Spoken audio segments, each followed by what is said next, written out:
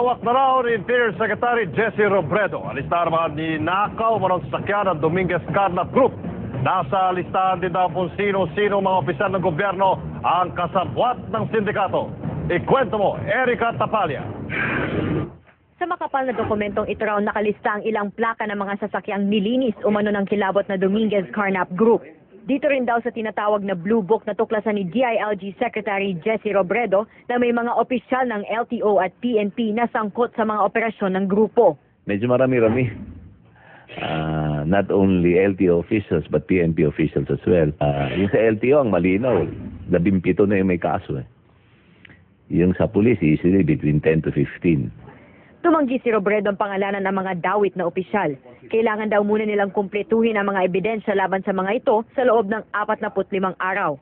My sense is that we'll be able to make it difficult for the syndicate to operate in the months ahead in as much as some measures will be undertaken immediately. Ayaw ring sabihin ni Robredo kung paano niya nakuha ang Blue Book. Nung tanungin ng News 5 ang abogado ni Roger Dominguez tungkol sa mga dokumento, ito lang ang kanyang sagot.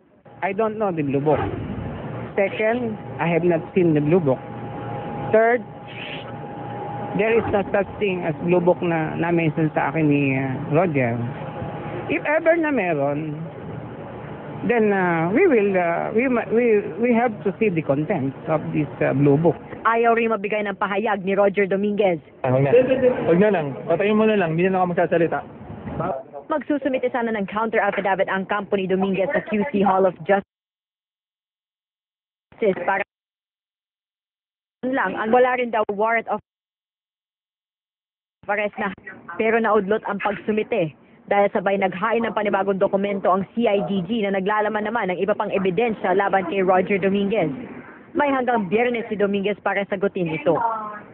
Erica Tapalya, News 5.